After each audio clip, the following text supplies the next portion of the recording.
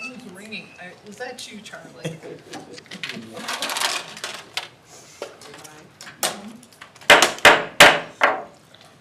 Welcome to Battle Creek Public Schools Board of Education meeting.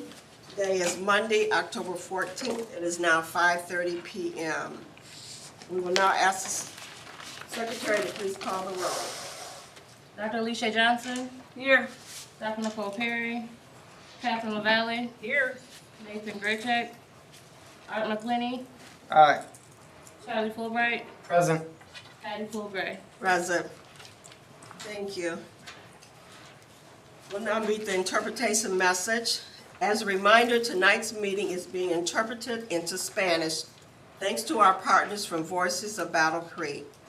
To listen in Spanish, please refer to the description on our YouTube live stream for the link.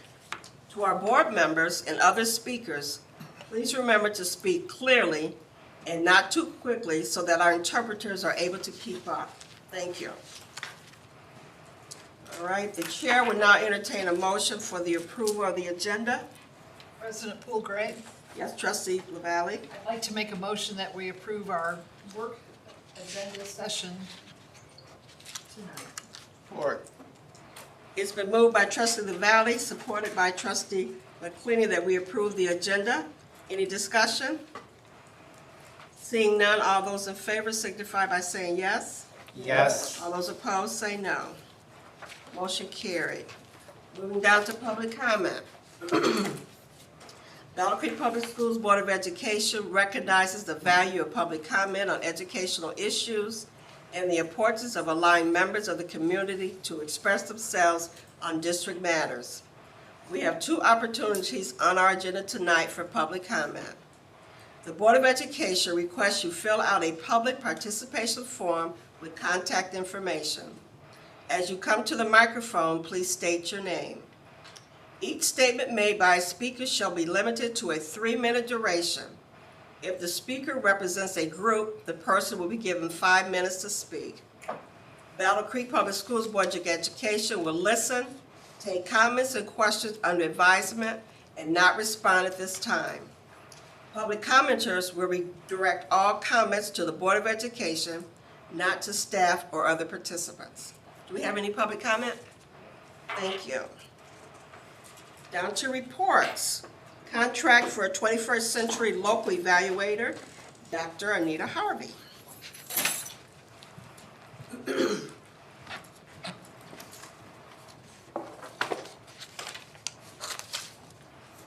Good evening.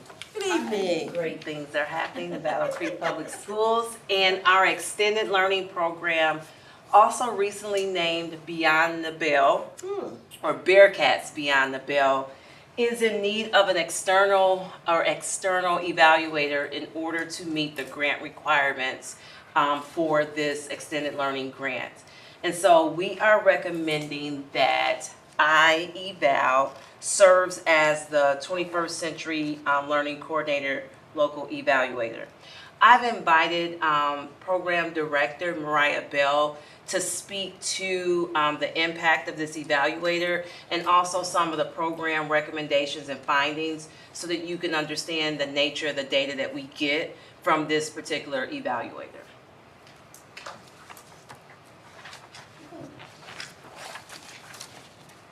Greetings, everyone. Hello. My name is Mariah Bell. I am the Program Director of Bearcats Beyond the Bell, B3 for short. And today we are looking at some key findings that iEval gives us so that we have a vital point to look for when we're planning for our programs after school. Dr. Tackett, has been a pivotal partner in our continuous improvement programming for our programs. Her data analysis pinpoints our strengths and our opportunities for our programs each year. She is, in her programming, she helps us better serve our students and our families and really points a way of how we can engage our students and families each year. She collects fall and spring data for 6 sites this year And this is also required for our NDE grant. Some of the data points that she has found for us is that there's a positive impact on school attendance when it comes to our sites of A&J, Lemoore Park, and Northwestern Middle School formerly. There's a lower average annual day absence for those students that participate in our program. The programs also show a positive mathematical growth through our NWA MAP scores, and also impact with grade growth in reading as well. And so with our reports each year, we're able to pinpoint how we support each student and the families that we serve at those sites, and then also see how we can better serve our employees that work at those sites as well through that data. Thank you. So we are recommending that her contract for $13,000 be approved. That is paid from the cost center of the extended learning program, so it's written into the grant that we've received. Any questions? Seeing none, Dr. Harvey? Northwestern Furniture, K through 8. So amazing things are happening at the site of the Yes. Northwestern Academy for Visual and Performing Arts. Yes. And we want to get ahead of the curve to make sure that this building is fully furnished with all of the new renovated spaces that we have added, and have them ready for students and families in the fall, because we will reopen at that time. So in your board packet, you have a furniture request for classroom furniture, which includes, and you have to understand, we are outfitting an entire building. So we need student desks, teacher teaching stations, the welcome center, office furniture. We've added classrooms. And so the totality of the furniture package as it sits today is $749,000, or $749,900. What I'm asking the board to approve is the first wave of the furniture, and this would include all of the K-8 student spaces, the regular classrooms. Then I will come back and ask for approval for the specialty spaces, which would be our for visual and performing arts spaces, our collaboration spaces, the welcome center, the dance studio, all of those. So this first wave of furniture is just for the classroom teaching spaces, and I'm asking for the board to approve up to $371,600, which this budget is in our bond funds, and this would exhaust that line item. Any questions? I'd like to thank you for the pictures. Everything was so colorful. Very nice. Great job. It's going to be an amazing space for kids. Yeah, it's going to be really nice. Thank you. Okay, Battle Creek Central High School geothermal well. Josh Bowman. Good evening. Good evening. In August of 2009, Peerless Midwest installed 2 individual wells to provide geothermal groundwater to our newly installed heating and cooling system at Battle Creek Central. In the spring of '23, following mechanical issues with well number 2, we replaced the well pump and all associated piping, as well as motors and drive assemblies. Given that the 2 wells were installed at the same time, we found it necessary to inspect well 1 as a preventative measure. Because the well was monitored daily with no signs of fault, the initial thoughts were that the scope of repairs would not be as large as what we found in well 2. This unfortunately was not the case, and given the condition of both the piping and the pump during inspection, it has been recommended that these items be replaced to ensure proper functioning of the system. Because the majority of the heating and cooling at Battle Creek Central depends on at least one geothermal well functioning, we placed the order for the replacement pump on September 13th. We received the equipment on October 4th and installed on October 9th. The complete system is now online and ready when needed. It is recommended that the Board of Education approve Peerless Midwest in the amount of $44,513.20 to be funded from the sinking fund to replace necessary equipment in the damaged column portions of geothermal well number 1. Questions? I just have one. With our other buildings, are they set up with that thermal also? No, this is the only location in the district that has a geothermal system, Okay. the only one that we'll have to worry about maintaining. And thanks for your pictures. They really look Yeah. gross. You want to see that? Okay. Thank you. Thank you. All right, moving down to discussion. Dr. Carter? We have an amazing opportunity to celebrate our students, and so I just want to thank Ms. Hubbard for being here this evening and supporting us with recognizing exception in Battle Creek Public Schools. So I'm going to turn it over to you. Great. Thank you so much for giving us a moment of your time. I know you're busy. So I am excited. We are learning, we are growing, we are creating. We're having fun in our music classes. And so I'm excited that we get to recognize 2 students who are resilient. When they're struggling, they don't give up. Who take ownership of what's happening, good or bad. They advocate for each other. If there's a sign of injustice, they stand up and help someone out. And they're not afraid to go the extra mile. And so I'm really excited to recognize Sebastian Lawson from Fremont Elementary. Come on up, Sebastian.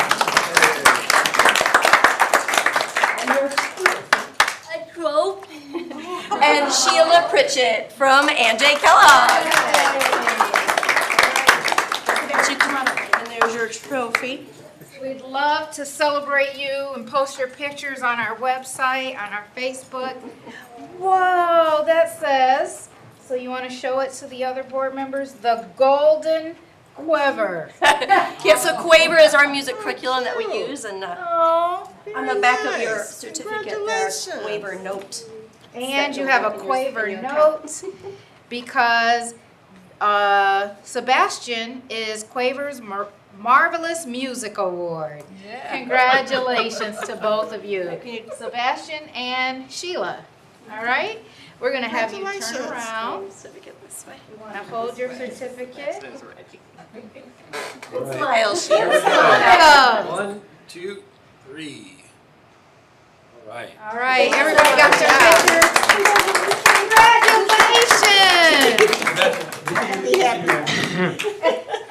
You're not going to give us food?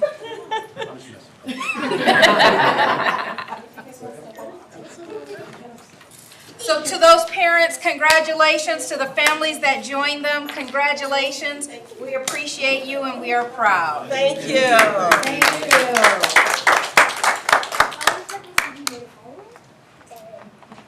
Okay. School reports, Battle Creek Central High School, Tyler Gillard. Here he is. Sorry. That's okay. All right. Hello, I believe you have a packet in front of you. Nope, they're gonna look at it. We have it on the screen. Should have known better. There's the clicker. Thank you. All right, just wanted to give you a quick update on where we are this year with Battle Creek Central High School Career Academies. Our overall vision is that we just want to continue to ensure that we're collaborating with our community partners so that we can have an educational experience that really just comes to life for our students and make sure that they feel themselves grounded and rooted right here in Battle Creek. We want our kids to be educated here in Battle Creek and to come home and make sure that their talent stays here in Battle Creek for the next generation. We have some experiences really within the freshman experience. We kind of call that the Explore year. We have our 4 E's. Freshman year, the E is Explore. So we do a lot of career exploration through the fair. We do mock interviews, career panels, college tours, just chances for kids to kind of get a chance to see what's out there and kind of wet their whistle, if you will, to get a feel for what might they want for the future. In their sophomore year, we go into an Engage, our E for Engage, so that they can jump right in with their career connections and start to lean into a pathway that they've chosen their freshman year to get a sense for, is this something that I really want to stay in? Is this the lane that I want to stay in? And how might I see myself fitting in with this career pathway? And they start going out and actually seeing it in the industry tours based on the pathway of their choice.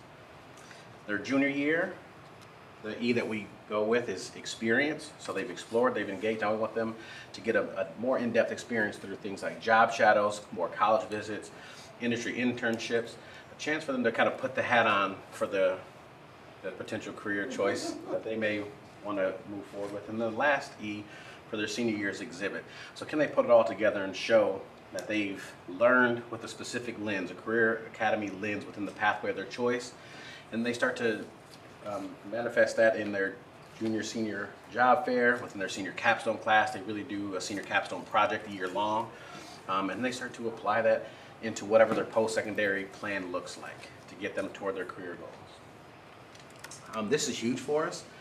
As of today, we are at 187 official Career Academies partners. If you recall, years ago, pre-pandemic, we were struggling to reach about 45. So in these past 5 or 6 years, there's a lot of people within our community that see the value in what we do, that are also believing in Battle Creek Public Schools. And what that really means for them, we're asking that they do at least 2 engagement events and 1 celebration event with us every year as like kind of a minimum threshold. So it's 187 people that are showing up on our campus to pour into our kids.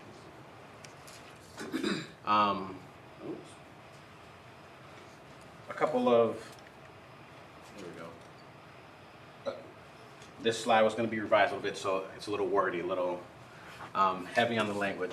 But the thing that I wanted to pull out for us is that the parts that are not so career academies, but that are more anchored in the experience, the Bearcat experience, that we drifted away from post-pandemic just because of the logistical headaches of, of all the pandemic. We all maybe explain that. I still feel like they owe us. Yeah, I still feel like ORS owes me 5 years for that year. That part. But we do have a revitalized band program. We have 40+ students that are in there. It's really exciting if you come see us on a Friday to see our kids in uniform again, and to build the future Bearcat band. Both our director and our co-director or assistant director have kind of merged our middle school and high school bands together to really get the young students a chance to see what that leadership can look like, so they can see themselves as a Bearcat band member for the next 6 years. We restored some homecoming traditions this year for the first time pre-pandemic, and if you were there, you saw how beautiful that that the tailgate was, the community tailgate, that also went along with the parade. And we haven't seen that kind of community turnout in many years. Felt good. Felt really great. Also, since pre-pandemic, we brought back our yearbook this year. So there was a gap of yearbook. There was some kind of digital stuff that was happening for a couple of years, but our student body came back and said they felt robbed, that if we don't give them a print yearbook to take home for memories to carry for years to come, that they felt like that was an injustice. So that was really a student-led initiative, and we have brought back the yearbook this year. We'll talk more about the work-based learning opportunities. Band Follies is also coming back this year. So we have dates and we have tentative snow dates, but we brought Mr. Elliott back on board. Information is going out to students this Wednesday in 2 days about Band Follies, and we realize many of them don't really know what it is. What is Band Follies? So we have some work to do. Fill me in. You will know in January. Well, let Mr. Elliott know that there will be a cabinet portion of the Band Follies. Okay. Oh, my. Oh, you gonna see it? He is actively recruiting some alumni jazz band to help bring back the jazz band element as well. For something that our kids, they just haven't seen it. They haven't seen what that jazz band looks like, and we have some phenomenal alumni that are eager to come back and help build that tradition for our kids. Great.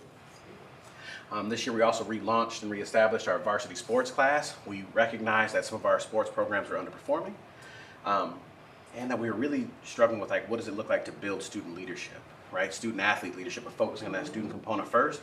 And we went back to what we know works at Battle Creek Public Schools, which was a varsity class that targeted with coach recommendations to come into a class where coaches, MHSAA, our athletic director, the teachers all synthesized together to build leaders in the classroom setting. So they teach them what does it look like to be leaders. So we have students from just about every sport represented, both male and female athletes, and we're seeing that the student athletes are leaning in even more to driving the culture of our building. We can feel it within our classrooms and on the field. And then we also revamped and relaunched our Link Crew, which had a little 2-year gap post-pandemic. So a lot of not as career academy things, but certainly part of the Bearcat way that we brought back this year. Community partner updates. There you get a chance to see kind of the growth from that. 2 years ago, we were looking at about 65 partners to the 187, but most importantly, not just that we have more people, but that they're investing more time. And what that looks like for us, where we see the value in that, is we have $130,000 of in-kind contribution hours that our community is investing in us. And what that means is we've had a significant reduction of line item cost going into how much it costs us to provide things. So we have community partners that are helping provide transportation to internships, helping colleges that are helping fund the transportation and the meals for us to do college visits. Community partners coming in and helping show kids how to do some hands-on learning. So they're investing in us and their time, which is also saving us a lot of money. And then we actually just had an update that I forgot to add to this one, but here are our numbers year over year. In the short versions, every year we're increasing. Last year we brought our senior job fair as another step. We wanted to book in their experience their freshman year. They get the freshman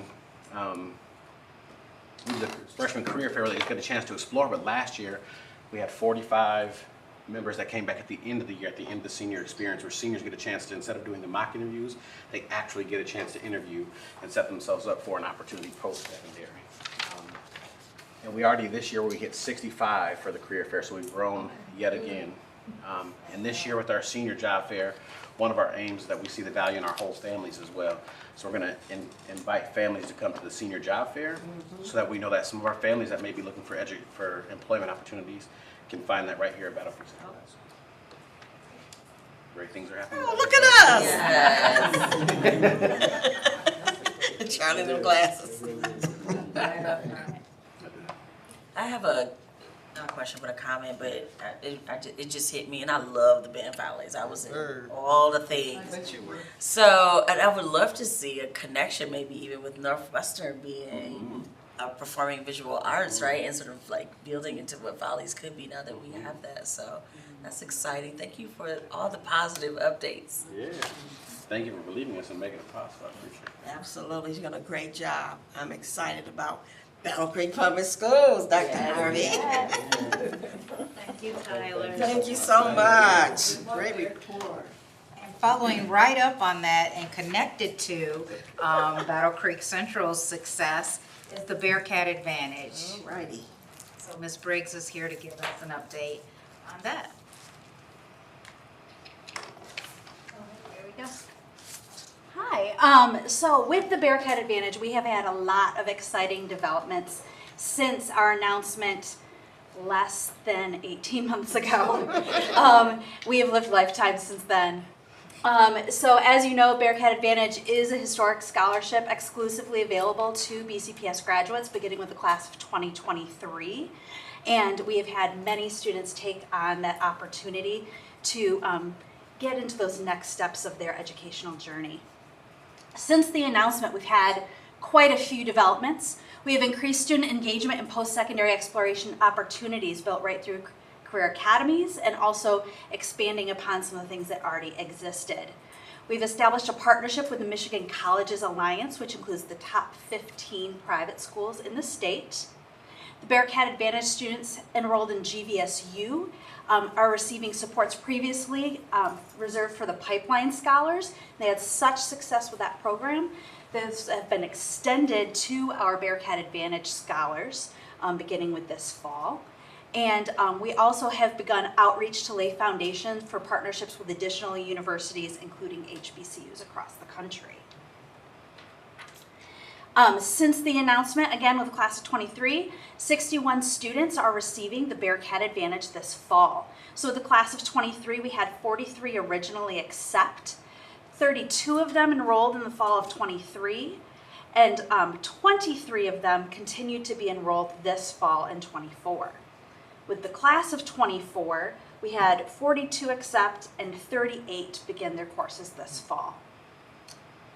So I've been working very hard to get student feedback on those who did not continue, and several of them, and even going back to the class of 23, originally the acceptance number was even higher than 43, but I had a very large chunk within like the first couple of weeks realized that they were going to go to KCC anyways, and so they were not included in this original amount, but I am following up with them because they are currently in their second year at KCC and will be able to transfer to a 4-year using the Bearcat Advantage when they're done.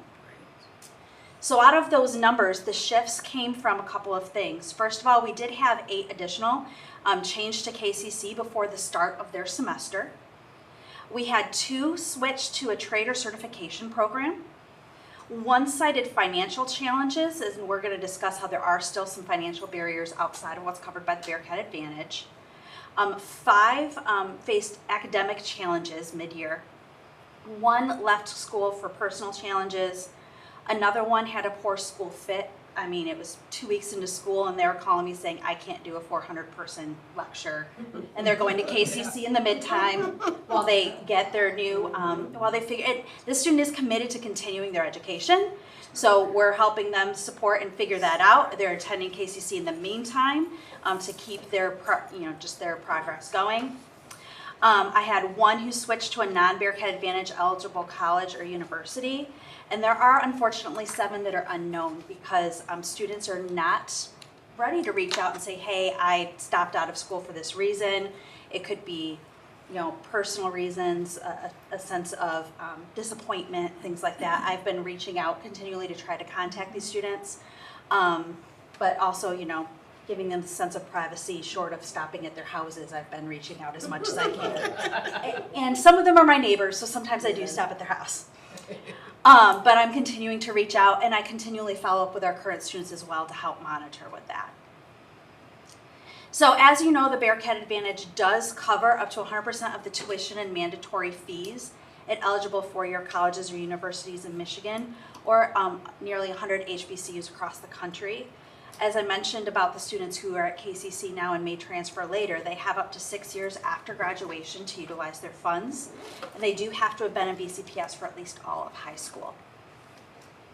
So students do not have to live within BCPS to receive the scholarship. They do have to attend BCPS for at least all of high school. The longer they've been enrolled, the larger the scholarship they receive, as you know. And it's determined by the date of the most continuous enrollment in a full academic year, starting on September 1st. So if a student leaves for a given amount of time and returns, their eligibility starts upon their return. So for example, if a student is with us from kindergarten all the way through graduation, they are eligible for up to 100% of their tuition and mandatory fees to be covered. If they were with us until 5th grade, maybe their family relocated to Texas, came back partway through 6th grade, their eligibility would restart with 7th grade at 75%. The Bearcat Advantage, as I mentioned, covers up to 100% of tuition mandatory fees at 3 different types of eligible schools. We include public 4-year colleges or universities in Michigan, Michigan Colleges Alliance member schools, and HBCUs across the country. It is important to note that for students who are attending Michigan Colleges Alliance schools or eligible HBCUs, because many times those costs are more expensive, whether it's out-of-state tuition fees or private school fees, the scholarship amount is limited for the Bearcat Advantage to what it would be if they took the same number of credits at University of Michigan's Colleges of Literature, Science, and the Arts. We pay up to 145 credit hours. So these are the 3 things that do terminate the scholarship once a student has earned 145 credit hours, 6 years from the date of student's high school graduation, or they've received a bachelor's degree. We don't include housing, food, textbooks, or other expenses outside of tuition and mandatory fees. So as you see, there are still a significant number of costs that we are working to support our students in obtaining additional resources to cover. So if you look at the averages from that U of M cap is roughly $18,000 based on their 24 published rates. And then also from that same site, the estimated cost of attending University of Michigan. Now granted, there's some flexibility with your meal and housing plan and things like that, but their estimated average is just over $19,000 for those additional outside costs. With Michigan public colleges and universities, I tell the students these are the ones that if I said, hey, name a school in Michigan, many of them would list Wayne State, University of Michigan, Michigan State, Western Michigan University, Grand Valley, some of our other close friends. As I mentioned, we do include the Michigan Colleges Alliance. What I'm very excited about with their partnership is in February, we signed a partnership with Michigan Colleges Alliance. And this is a very strategic partnership that offsets many of those additional private school costs for our students. So for Bearcat Advantage recipients, if they choose to attend a Michigan Colleges Alliance school, Michigan Colleges Alliance will use financial aid to support the remainder of their tuition cost. So what that looks like is, for example, if their tuition cost was $30,000, say if they're going to Olivet, and it was roughly $30,000, the cap, if it was around $18,000 for Bearcat Advantage, Michigan Colleges Alliance for a 100% eligible student would, through financial aid, make up that gap of almost $12,000. Additionally, if the student is only 75% eligible for Bearcat Advantage, they're not on the hook for 25% of the total tuition. They're only on the hook for the 25% of the Bearcat Advantage amount not covered. That makes sense. So that's a significant difference in cost for the student as well. We're really grateful to Michigan Colleges Alliance for engaging this partnership. In addition to the financial benefits to our students for Michigan Colleges Alliance partnership, they've also become very strategic partners in some of our work, and I'm going to be continuing to collaborate with them. So for example, this summer we had a Michigan Colleges Alliance staff member come in, bring in some college students, and did work with our summer school programming with drones and some other STEM activities. They were at the Career Exploration Fair last week and are engaging more with the high school. In fact, 2 weeks ago, we had a specific Michigan Colleges Alliance college fair at the high school where all juniors and seniors at Battle Creek Central went down to the mezzanine outside of the gym. We had all 15 Michigan Colleges Alliances Alliance schools represented, and students were able to explore and get really one-on-one work with those representatives and engage in them in that smaller setting, which was really nice. And a lot of our students were really excited about schools they didn't know existed. College for Creative Studies is one of the top art schools in the country and is part of Michigan Colleges Alliance. So we had a lot of really awesome opportunities already as part of this partnership, and I anticipate those will only grow. We also include our historically black colleges and universities and make sure to highlight to our students that HBCUs encourage and love to enroll students of all races, ethnicities, and cultures, and highlighting things like HBCUs generating 25% of all bachelor's degrees in STEM fields for African Americans, which with BC STEM is a great connection for us as well. So those are the 3 types of schools that we do include and are really focusing on. We are also, again, continuing to work on supporting our students in engaging in other scholarship opportunities.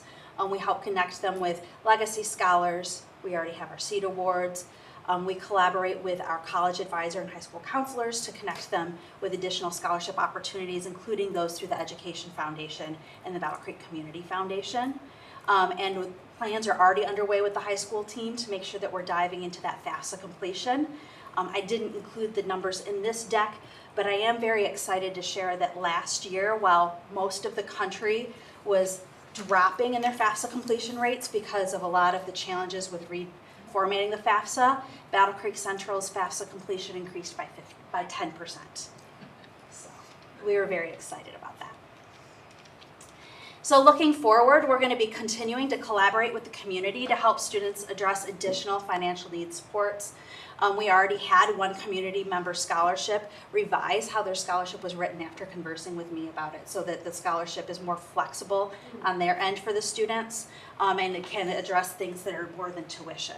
Because a lot of our students are eligible for scholarships that cover tuition, or there are other things that overlap with the financial aid, and so if our partners are able to be flexible with their financial aid supports, that can be a big difference for our students. We're also going to continue outreach to build some partnerships for wraparound supports for students while in college. I'm very hopeful that the model that they're working on up at Grand Valley is going to be the standard for support for across the country. They're doing an amazing job doing weekly mentoring, check-ins with our students, and a lot of amazing supports there. We're going to continue to highlight post-secondary education requirements for occupations within the pathways and connect with our community partners in highlighting not just here are the opportunities available in our community, but here's the educational path you need to get there, and here's the way that you can meet those goals, and then continuing to engage in and expand our post-secondary exploration activities. And then, as always, we have our information updated on the website, or you can reach me anytime if you have any further questions after today.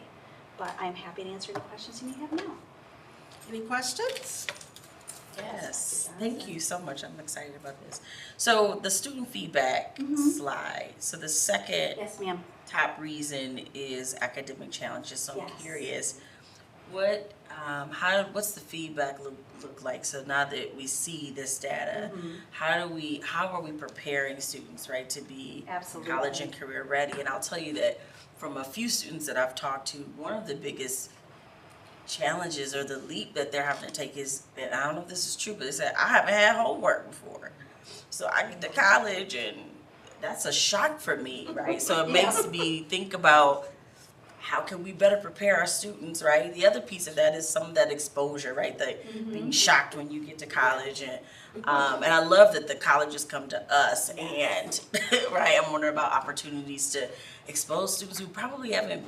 Some of them haven't been farther than Battle Creek, right? So Absolutely. I'm just curious about Yes. Well, not to speak for him, but as you saw in Principal Gillen's presentation, we do have college tours for all of our students freshman year and junior year.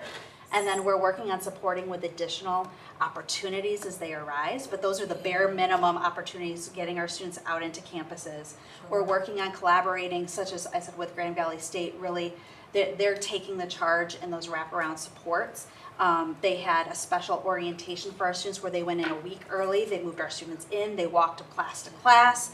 They're doing weekly mentoring meetings. They have study group sessions every week, and really helping to get that engagement.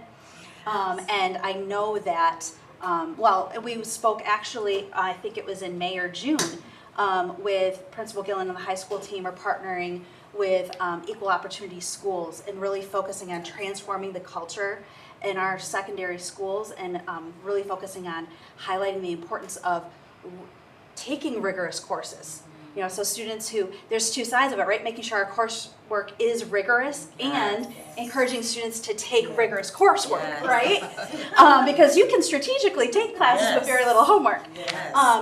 And helping our students to see, if I want to go down this path, if I want to go to information sciences, if I want to go into computer work, I need to be taking my advanced classes in high school. I need to be taking those math classes. I need to be diving into this work, and helping our students to see that through line is incredibly important, absolutely.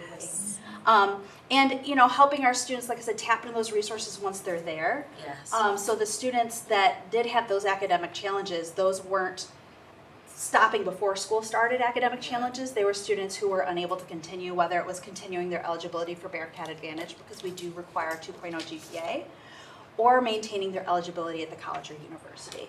Unfortunately, a couple of those were dismissed academically from their university. However, they are both currently enrolled in a community college, trying to get things back up so that they can go and re-enroll in their four-year school.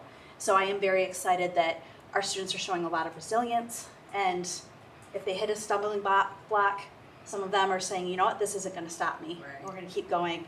And that's why I immediately start trying to track them down, checking in on them. We're getting invoices from colleges right now, and I'm checking to see whose name's there and who's not, so that I can start tracking down students if I need to, and make sure they're on track. Yeah. So we're working very hard on that, and it's something we're all working together on, right? Making sure that our students graduate career, college, and community ready. So I would say more specifically, and again, Principal Gillen's not here, but they also, all of our students at Battle Creek Central take a capstone course at the end of 12th grade, and so we've been redesigning that to be more rigorous around study skill development, what we've learned, so that's a very intentional. Dr. Harvey has just redesigned the curriculum to ensure that they have a guaranteed viable curriculum in place, and the board has adopted a curriculum organizer so that we can see where the gaps are to make sure students. But even more importantly is we have a relationship that is creating what's called intrusive advising at the college level. So that, and what that means is that they have kind of a stronger level of advising at college, so that they're in a group that's making sure that they have the skills necessary to be successful in college. So we have that with Grand Valley State University. We've learned from that. I'm meeting with the provost of Western Michigan University to also design that for the students that are going there as well. So That's great. lots of work. Now, with homework, is that a thing that has changed? Is that Well, a system-wide? There's a lot of evidence that it doesn't have that big of a, it's not about doing the homework, it's about teaching the study skills. And so not all kids have homework because not all kids have access to the equity of being able to do homework, given that some of our kids work second jobs and all of that. So the old school way is definitely different, and what they're really talking about is that they didn't have the study skills necessary to stay focused on one thing with stamina, and that we are definitely working on. So, I think it's study skills, but I also think it's work-life balance. yes. Because when you get to college and you have not had to balance your out-of-school time with completing schoolwork, and you get to college, the expectation is you don't get just classwork. You have to figure out 3 hours of your evening to write this paper, right? So I think it's that too. Yes. That could be helpful. Do you have very many students from WK Prep that's participating in this Bearcat Advantage? I currently have one. I do hope to have more in the future. Yes. More of our WK Prep students matriculate to trade school or KCC when they choose their post-secondary options. I have been collaborating closely with some of the WK Prep staff to talk more with the students, get in there more, and also really tapping into the group with transfers. So KCC had their transfer fair already, our transfer college fair, and I was there to answer questions for any of our students who are currently at KCC looking to transfer in the next couple of years, and I'm going to be doing some additional outreach as well to try to reach that class of 23 group as they get to where they would be eligible looking to transfer to a 4-year out of KCC. And additionally, working with the WK Prep crew so that students who are eligible right out of high school are able to do so. The college requirements for entry do make it so that a lot of our WK Prep students do need to go to KCC first or another community college for the GPA reset, if you will, and then matriculate on and can do very well. But I do have one WK Prep student who has been attending 4-year university and doing very well, did study abroad this last summer, supported through Bearcat Advantage. So that person is doing very well so far. So the majority of our WK Prep students will show up in the Legacy Scholars more Yes. so than the Bearcat Advantage. Do you think you would ever support the trade schools? I know you mentioned We do. trade. So we do through Legacy Scholars. So the Bearcat Advantage was designed specifically for 4-year colleges and universities because our students already have the benefit of Legacy Scholars, which includes KCC and trade programs. Okay. So we wanted to make sure that we worked in partnership with their existing supports rather than in competition. Thank you. Any other questions?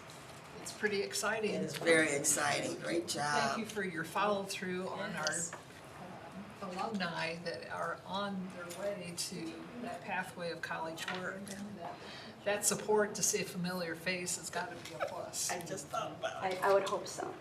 I mean, they're literally my neighbors, so. Thank you so much.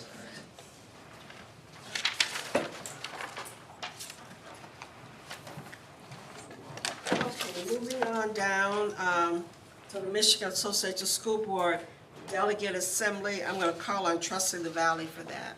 Thank you, President Poole-Gray. In our workup to tonight's meeting, there's just 10 amendments that are coming up to the Delegate Assembly that comes up on, I believe it's the evening of October 24th. And as your voting delegate, I just wanted to touch base with our board trustees to see what you thought about the information that will be decided on by, we get to have one vote, and it was really recommended by the MASB Board of Directors that we just take a few moments to see what your thoughts or ideas might be. Our first one was increasing board member effectiveness. That was on page 41 of the delegate handbook. It's extensive. This was increasing board member effectiveness. Any thoughts on the changes that they're making? I did review it and I put down good. It feels good then? Yeah. Sure. other thoughts? That was on page 41.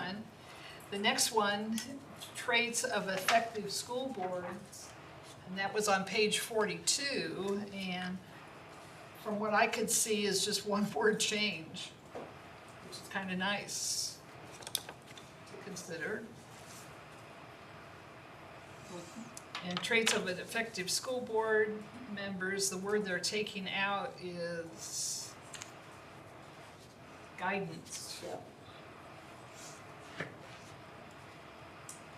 How about number 3, the inclusive literature that continues on page 42? They kind of did a summary of these proposed amendments. And the capital letters say that literature in libraries should be age and developmentally appropriate, and also creating access by way of content or authorship to educational materials that reflect all races, ethnicities, religions, abilities, genders, sexual orientations, gender identities, and gender expressions. I'm okay with that one too. Very good. I have a question about this. Is this I like this, and I'm curious with all of the discussions around literature and books.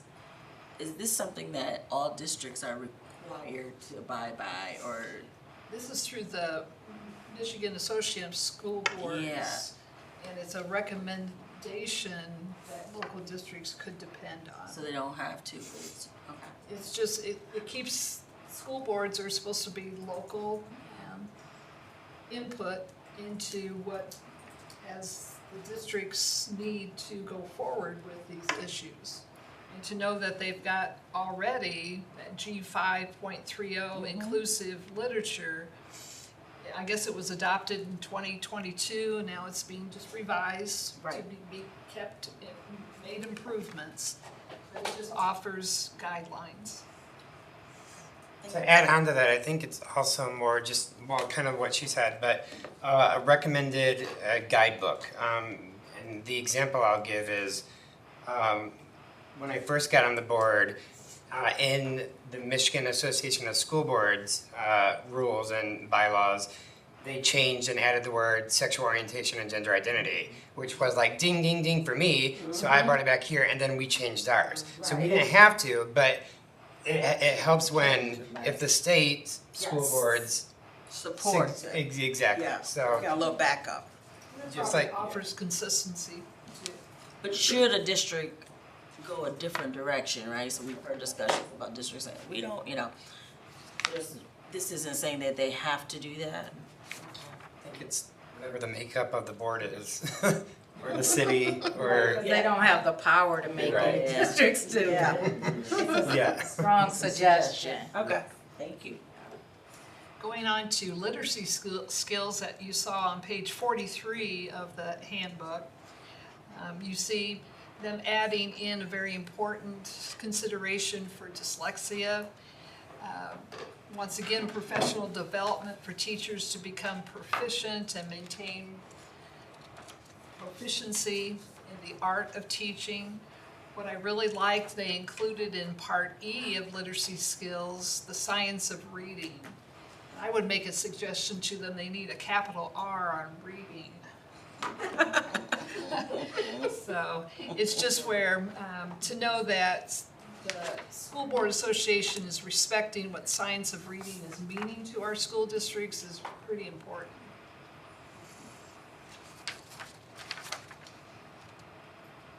Any other thoughts on number 4? Going on to number 5 out of the 10, equity in education. And this was on page 43. And all they're doing is, as you can see, is urges all school board members to foster by their actions the belief that all students can and will learn. And that's the end of the sentence. It talks about educational equity. You move down to the very end of this statement. They're talking about MASB strongly encourages all involved in the delivery and oversight of public education. state to local district to work to identify, and a new word added, eliminate discriminatory practices to ensure all students have access to equitable, new wording, and quality educational, new wording opportunities.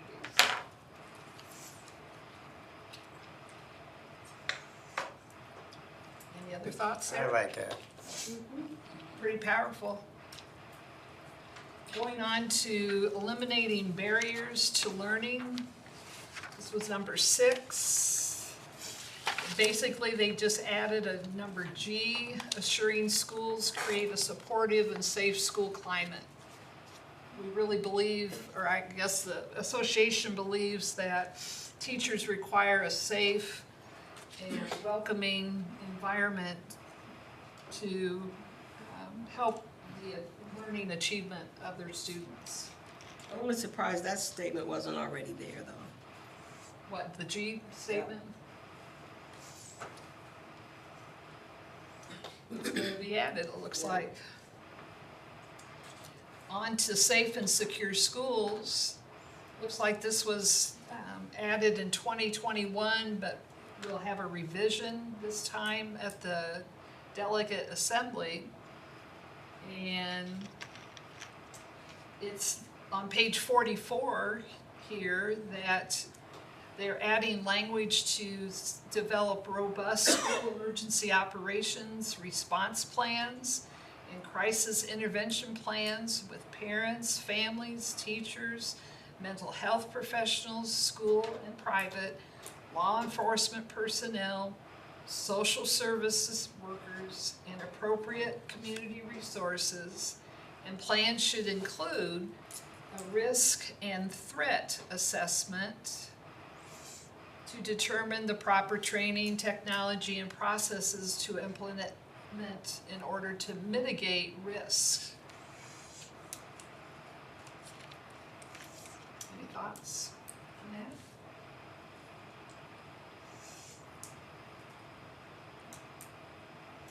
Well, we're almost done. We're on to number 8. This one talks about school bus safety. It looks like it was added on 2022, but its revision will talk about MASB encourages school districts and their pupil transportation vendors to consider purchasing, all new wording, alternative fuel, hybrid, or electric school buses when replacing old school buses. My concern about an electric school bus is just, I know we're supposed to be innovative, but the safety of our children on buses is critical, and a school bus being electric fueled is just something that it scares me to this because an electrical fire can happen really fast and quick. And I know we train for drills, bus drills are required, and those bus drills are practice, but you would not want to see that ever happen. And maybe, I haven't heard of, has anybody heard about a hybrid electric school bus? Where it doesn't always have to be fueled by the battery? I've heard of it. So I'll just throw out there. Well, we don't handle the buses now anyways, All of right? them are operating either. It's up to leak for us. But there's still our responsibility, Yeah. because we contract with a third party. But I just hope we're not moving too fast with, a local school district piloted, that would be Homer Schools, 7 electric buses. And they're very quiet. I don't know if they've really been tested through a winter of snow and cold weather yet. And I'm all for efficiency, want to work smarter, but I just really wanted just to share my thoughts about, are we moving too fast on the electric school bus? I think, oh, go ahead. Yeah, go ahead. Well, no, I'll just say my opinion is I just focus on the word consider in that. So regardless of if this passes or not, we still have, or deemed transportation, would have the opportunity to say no to hybrid or electric. Because it just like, well, even just like any other topic, this is a recommendation, but even in this big recommendation, this specific section says the word consider. So I don't think passing this would have any effect on anything. So I have no problem supporting this. I do. What's your rebuttal? Well, there are districts that have them now, and they're doing really good. I understand. I'm looking at costs. Even though we don't own those buses, that cost It's gonna hit us is going to hit eventually, us yeah. eventually. It's in the contract. You can rest assured that's going to happen. Does those buses have seat belts on them, do you know? No. So, really? And I don't want nothing electric when the weather gets under 0-something degrees and it don't stop. Well, you'll notice too that, Cost. as we all remember, last year's winter wasn't that a typical Michigan winter. And knock on wood, so to speak, that we were lucky. The big burst of snow that we did receive was all in maybe 3 different events. And so we lucked out. I've talked to a school transportation director before about seat belts is a detriment sometimes to the kids, even though it would keep them in their places on the seat. They really can be injured much more with a seat belt maybe not being unhooked easily. So it's just where, just talking about school bus safety, it's an issue that just needs to have further thinking, behind it. But it's interesting to see that the School Board Association does have a recommendation for us. This will be a topic of conversation on tonight, trust me. What's that? This will be a topic of conversation. At night? One of those that will drag on. Okay. Well, we got the reception that night, John. I'm going to be there because I think I have to pass around a mic to people. But so something else to add, this was actually already approved in 2022. So the only thing that's changing, it already says electric school buses that all of the school districts approved. The only thing that's adding is alternate fuel and hybrid. So the topic isn't electrical school buses. That's a moot point to me. Okay. So, but yeah. Slip past, Charlie. As much as I wasn't the delegate then. no, what I'm saying is it wasn't the big of topic as it is now. For sure. Yeah. It has more awareness to it. Yes. Okay, let's move on to the final 2. Healthful nutrition was on page 45 of the delegate handbook. And the added wording is emphasis be placed on protein and healthy fats which are needed for proper brain and body functions.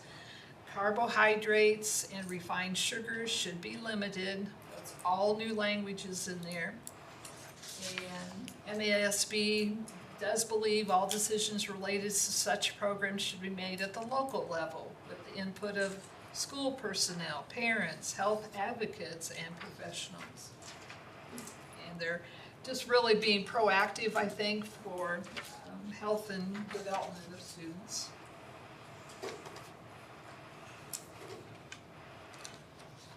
I think it's interesting that they've added proteins in there as an emphasis.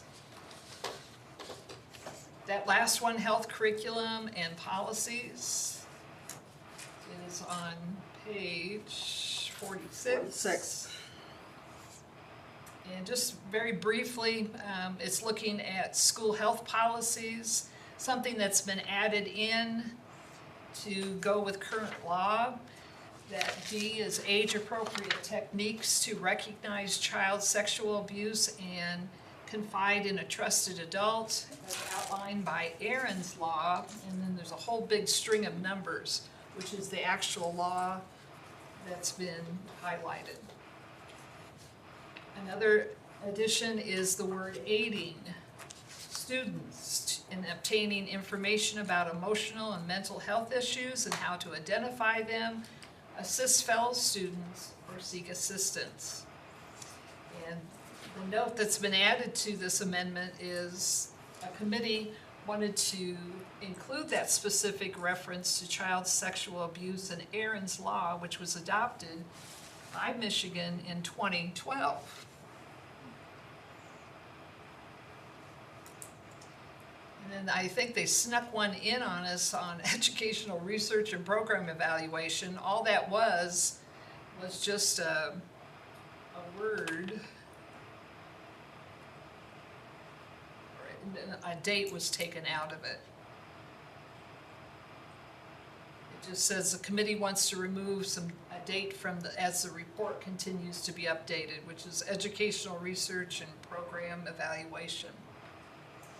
The only other resolution that will be in front of the delegate assembly is the one on suicide prevention. And that, Charlie, would you say that's just brand new to the handbook? Yes. And I think that's very appropriate due to the fact that we've had community member mention about suicide prevention, and to know that the School Board Association believes in making sure things are followed through with. It's pretty important. Any other things that you want me to know about? Thank you for the input that you've studied these amendments, and sure appreciate it. Thank you, Trustee LaValle. Moving right along to facilities update, security camera update, Ms. Fowler. Good evening, Board.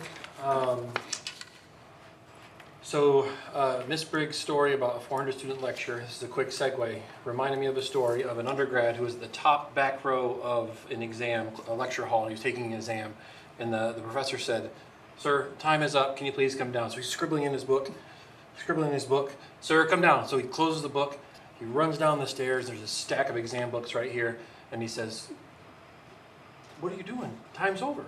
And he looks at him, he says, "Professor, do you know who I am?" "No." He says, "Get a good look at me. Do you know who I am?" He says, "I have no clue who you are." So he stuffs his book in the middle of the exam pile and he runs out. So, on that note, security cameras. Security cameras would have been a helpful technology in order to identify who that person was. So I come to you this. You would have had to work whatever. I was like, wait, you gotta tell us now, because we all like, wait, what? So I'm coming in tonight with an update. We don't have any action needed on this for the board. It's an update on the firm that we are contracting with to create an RFP for our security camera project at Battle Creek Central and WK Prep. We're going to look to KTS Engineering, which is the company that did the phenomenal assessment of our security cameras a year ago. We're going to ask them to create the RFP. The cost is $5,625 to create the RFP.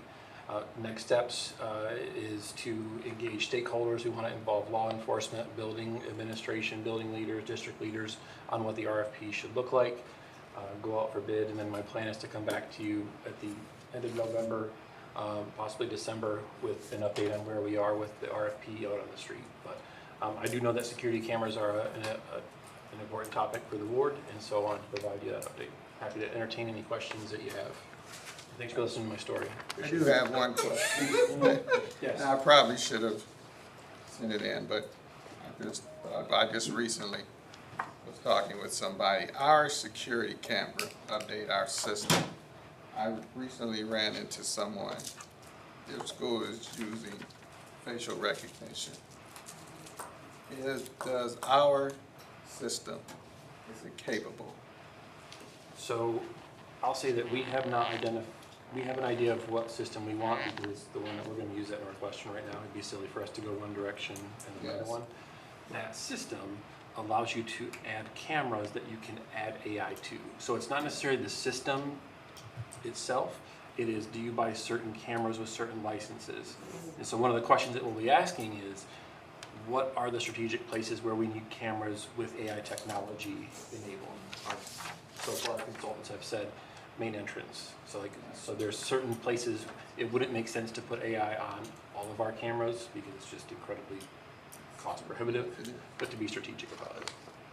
And I've seen the demo, and the demo is unbelievable. Yeah, I've seen it too. Unbelievable. Yeah. And the one I saw, actually the students, when they come in and all the students, their pictures are taken, et cetera, et cetera, et cetera. The system is able to pick that kid up. And you follow them through the school. Yes. So I was kind of curious about that. I'm excited to have our building leaders join us because the amount of time that they're going to save trying to trace a student from one camera to the next, the system will follow. Wow. Any questions? Thank you so much. Response to master plan study, Herb Hayden. All right, I won't be in front of you too long. I'm going to go around and try to see what we can do here. So again, thank you for your time. So basically, I was in your packet, and what we're going to go through real quick is the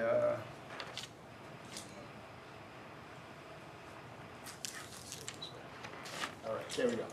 So the objective of what we have is based on the master plan, we've got $134 million worth of upgrades we need to all our buildings across the district.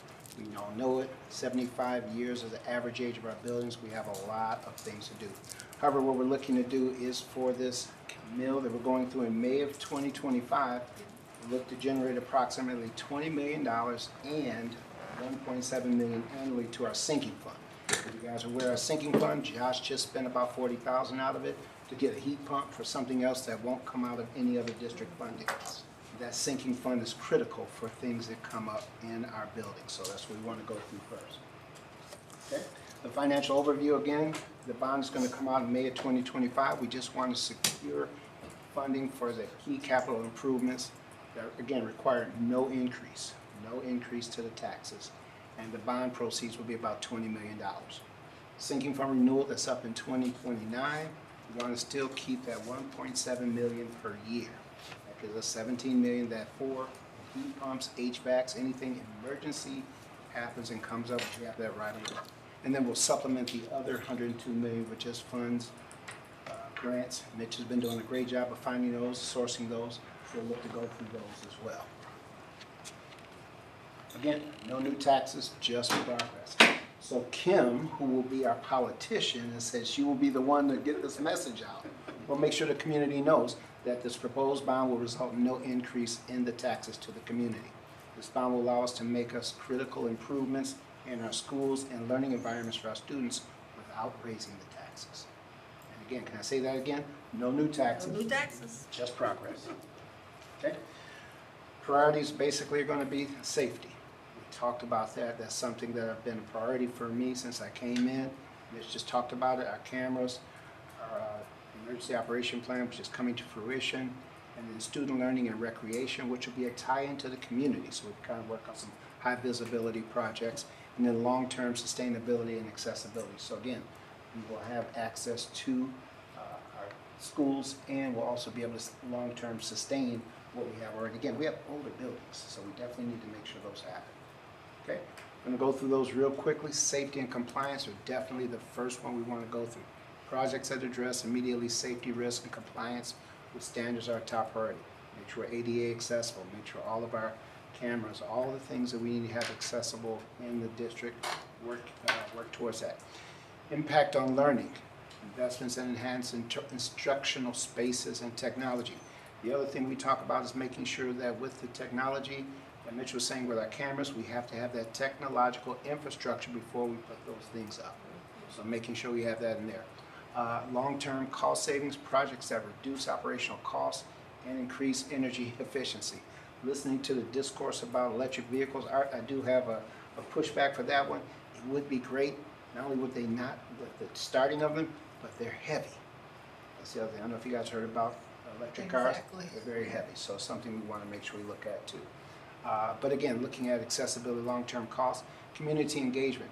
One thing I know Kim is going to go out is let people know that not only are we looking to increase the safety of our students, but like our playgrounds. The other thing, if you guys get a chance to go by Northwestern, that playground is phenomenal. Yes, it And is. it's going to be wonderful for those community that people will be able to see, and they will be able to access that. So we are looking to have those upgrades in the community. And then last but not least, ensuring that our facility improvements give us safe, modern, and learning environments.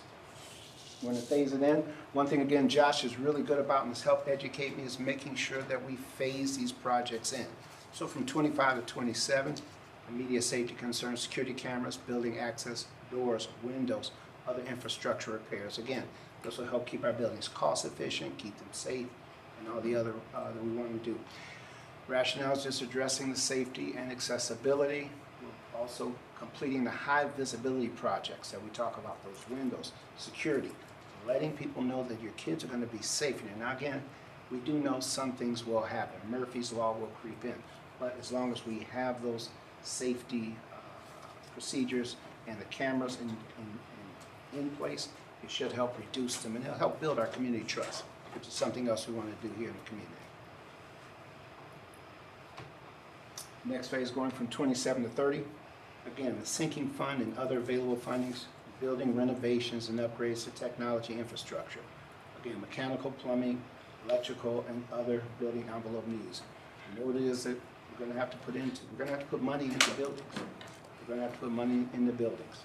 And that's something that this will help us do all the way around that we'll need. Last but not least, from 30 to 35, long-term sustainability. Sinking funds and other available funds, community-focused spaces like auditoriums, gyms. One thing we do have available at the Northwestern, we'll have a space for the auditorium is going to be wonderful. We renovated with a new sound system and the whole shop, so we'll be able to put on some opportunities for the community. The gyms, the athletic facilities. Josh and I were just walking through Post Stadium, and we do have some work that needs to be done in there. We're putting in some of those, putting in some of those funds into the stadium to make sure that stays up as well. And again, these projects enhance the community connection. Trust me, as this was my first time seeing your Battle Creek homecoming after it had been resurrected or brought back after it was wonderful. Very close to an HBCU, this homecoming. The atmosphere was that way. I mean, I could feel it. Yeah. I could feel people were pride, they were happy. The fact that parade went off, that was something for me that really I can see will resonate with the community, that will help jumpstart what we want to do here in the community, okay? So our 10-year strategy seeks to ensure the district, most pressing, the $134 million in facility needs, with 37 coming from bond and sinking fund. And that's what we want to do. The district will focus critical safety upgrades first, followed by community-focused projects, and then regular review of the community, helping us make sure that we're effective for the next few decades. Questions? I would just add, I've been able to look at, you had sent us in an email the facilities assessment plan for each individual facility. Yes. And I worked my way through at least to Lamora Park, but it's a one-pager for each building. It clearly states the needs, and either in picture form or graph form, and it's really incredible the amount of data that went into each building's needs. And I was really impressed to see CW Post on that as well as the field house. That's never happened lately at all. So I look forward to, still going through the proposal, and it clearly is needed. Mm-hmm. Yes.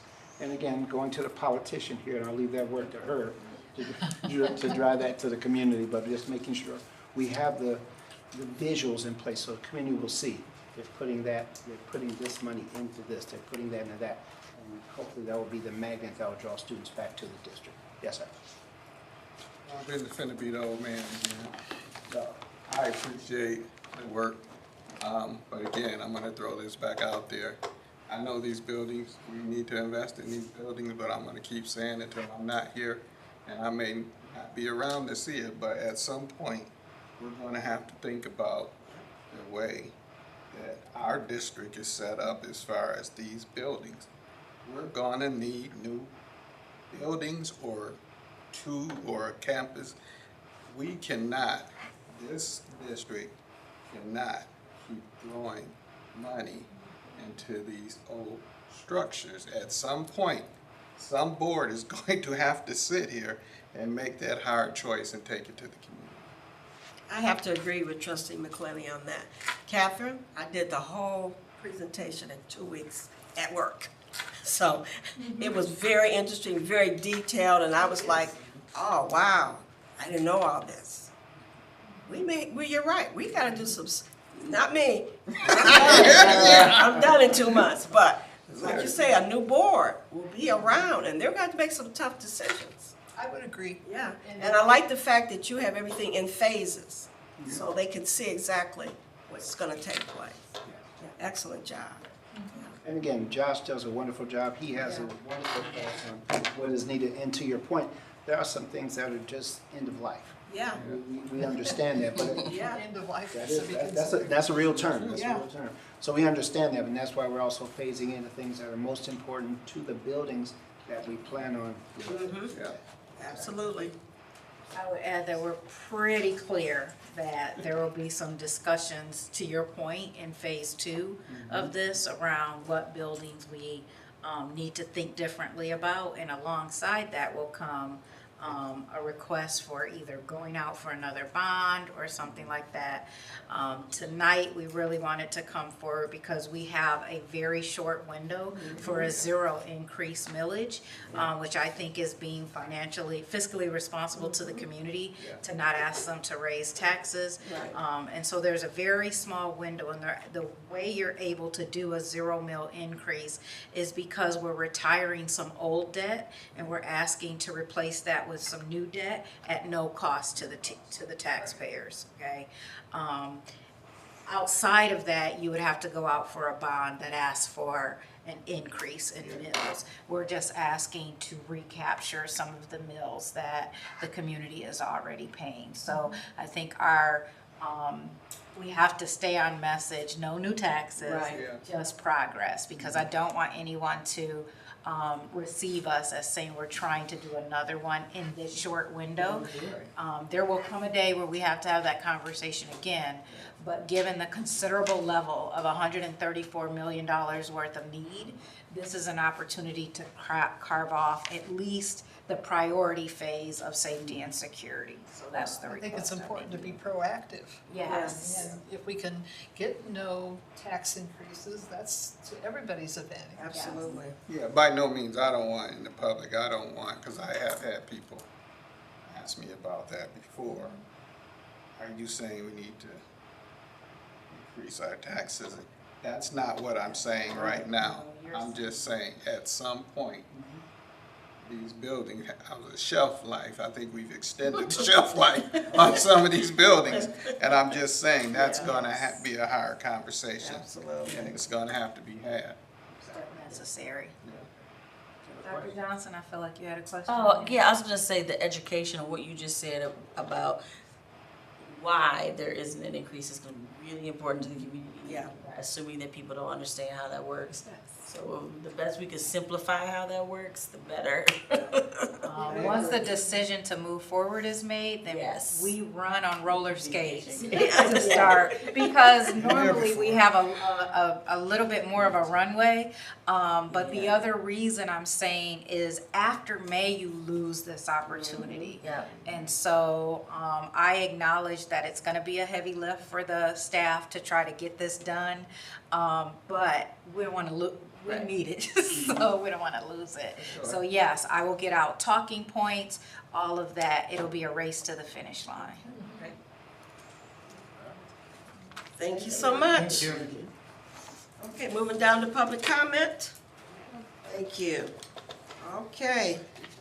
The chair will now entertain a motion to approve Battle Creek Central High School's geothermal well #1 pump replacement. President Poole Gray. Yes, Trustee Lavalley. I'd like to make a motion that we approve the Battle Creek Central High School geothermal well #1 pump replacement for the amount of $44,513.20 with a funding source of sinking funds. I support it. It's been moved by Trustee Lavalley, supported by Trustee McClenny. Out of the sinking fund.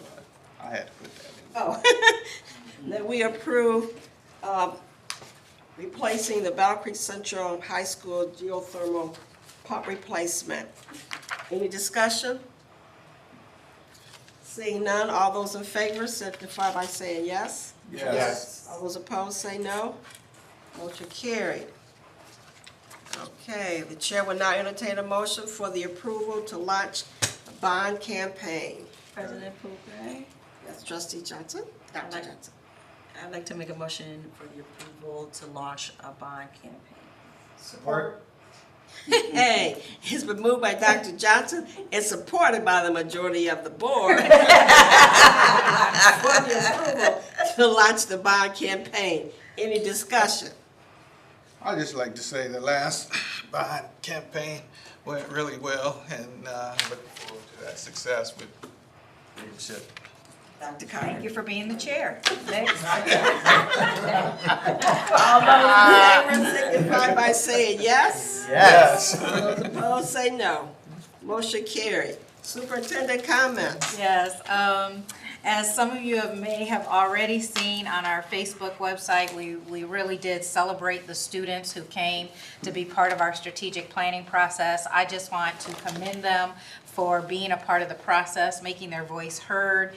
And as I was thinking about what Dr. Johnson said earlier, the students even mentioned in their strategic planning around the rigor of the curriculum and the readiness and the preparation.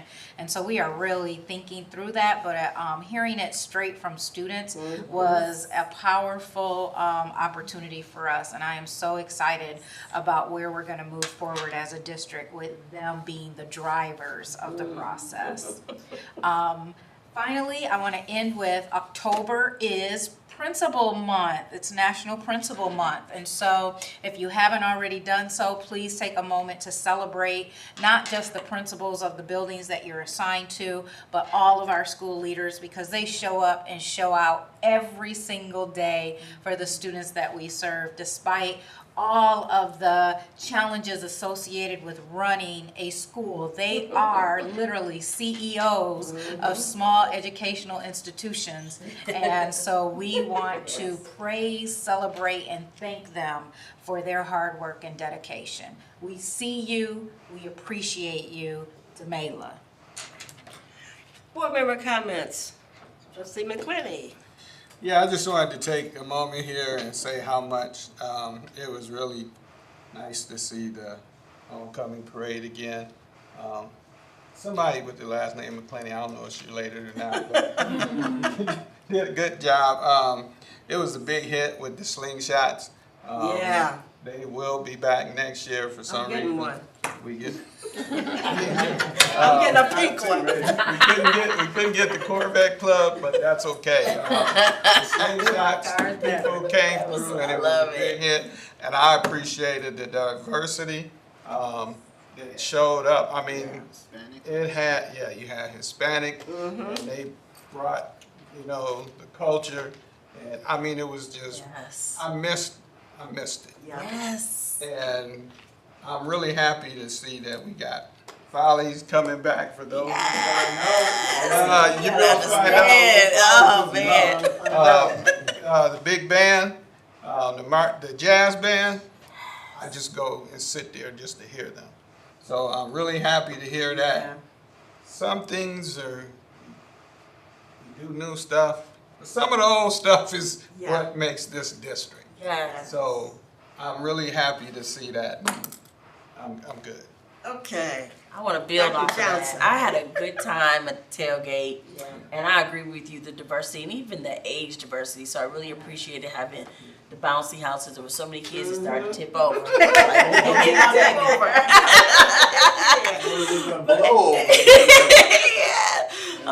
We even ran out of food, which I think is like just a sign of like the pride is coming back, and that excites me. The only thing I would note is I had to leave because it was also Lakeview's homecoming. Yeah. I had to, so I would ask that we maybe think about other events happening in the city on those major events like homecoming and graduation.